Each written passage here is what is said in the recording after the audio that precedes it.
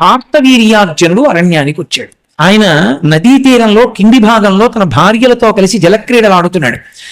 అదే సమయానికి ప్రదోష వేళలో ఎందుకో రావణాసురుడు పుష్పక విమానంలో వెళ్ళిపోతున్నాడు. ఆయన నది ఒడ్డున దిగి స్నానం చేసి సంధ్యావందనం చేసుకుని సైకతలింగం చేసి దానికి ఆరాధన చేస్తున్నాడు. వీళ్ళకు పిచ్చి కోరిక పుట్టింది కార్తవీర్యార్జునుడి భార్యలకి, నీకు 1000 చేతులు ఉన్నాయి కదా, నదీ ప్రవాహాన్నంతటినీ ఆపేయగలవా 1000 చేతులతో అని అడిగారు. అది పెద్ద విషయమా అని 1000 చేతులు అడ్డు పెట్టాడు.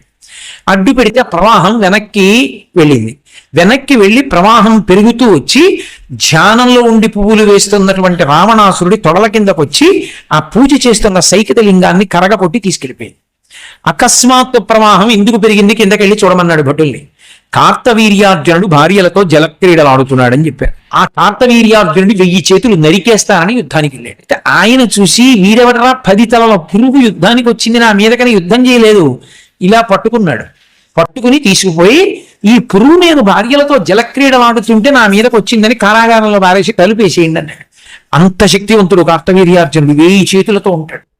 ధేనువు వెళ్ళగానే ఇంటికి వచ్చాడు పరశురాముడు. దూడ అరుస్తోంది. తండ్రి బాధగా కూర్చున్నాడు.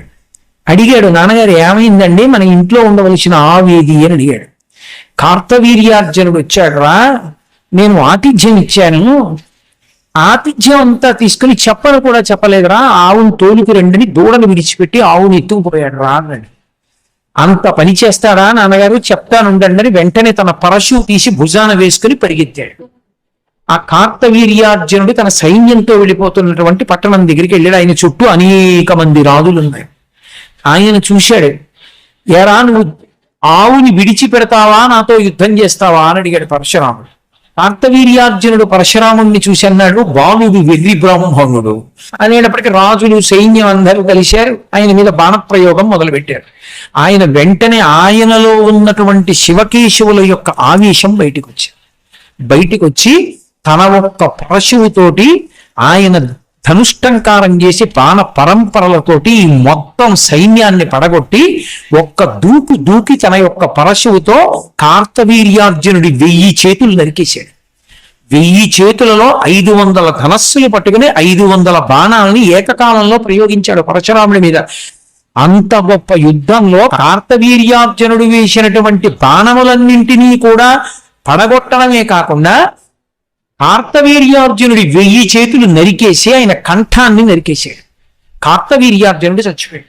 ఆ నెత్తురోడిపోతున్నటువంటి పరశువుని పట్టుకుని తిరిగి వచ్చాడు తండ్రి దగ్గరికి. ఆవును తీసుకుని, నాన్నగారండి ఆవును తీసుకొచ్చాను.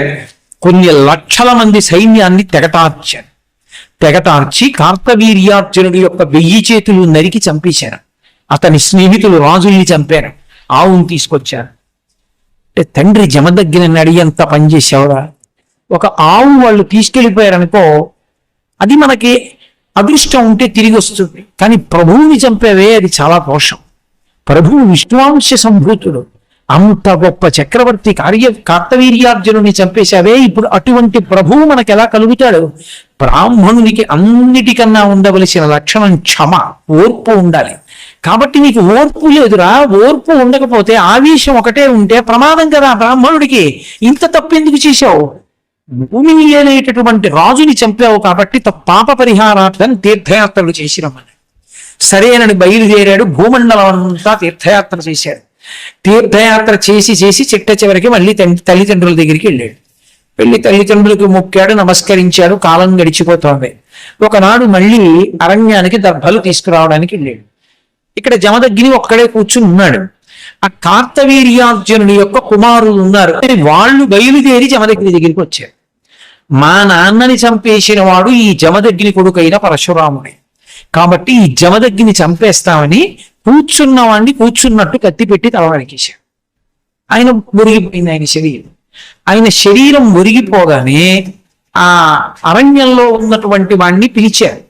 పిలుస్తూ ఆ తల్లి జమదగ్ని యొక్క భార్య ఆ పడిపోయినటువంటి జమదగ్ని యొక్క శరీరం మీద పడి గుండెలు బాదుకుంటూ ఏడుస్తూ పిలిచింది, భార్గవరామ భార్గవరామ భార్గవరామ అని అరిచింది. ఎన్ని మాటలు అరిచింది అని చెప్పారంటే మహాభారతంలో 21 మాటలు అరిచింది. ఆ అరవడం కూడా ఎలా అరిచిందంటే పరశురాముడు లెక్క పెట్టుకోవడానికి అవకాశం ఉండేటట్లుగా అరిచింది. అన్ని మాటలు అరిస్తే ఆయన అరణ్యంలో ఉన్నవాడు విన్నాడు, నా తల్లి ఎందుకింత ఎలుగెత్తి ఏడుస్తూ అరుస్తోంది అని. పరుగు పరుగున వస్తూ లెక్క పెట్టుకున్నాడు ఎన్ని మాటలు పిలుస్తోంది అని. ఆశ్రమానికి వచ్చేటప్పటికి 21 మాటలు పూర్తయి.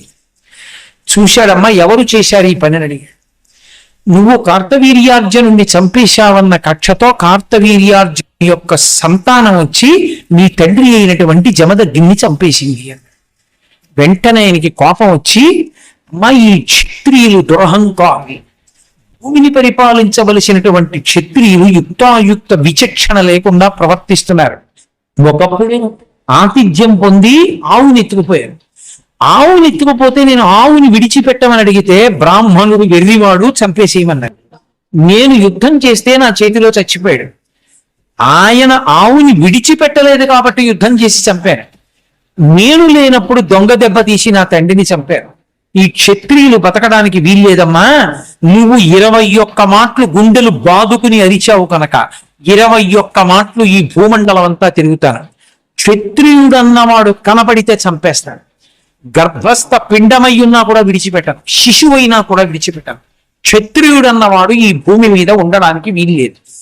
21 మాటలు భూమండలం అంతా తిరిగి క్షత్రియులన్న వాళ్ళని విడిచిపెట్టకుండా సంహరించి ఈ నెత్తురంతా తీసుకెళ్లి కురుక్షేత్రంలో 5 ప్రథములు తవ్వాడు. 5 చెరువులు తవ్వి 5 చెరువులు ఈ క్షత్రియుల యొక్క నెత్తుటితో నింపాడు.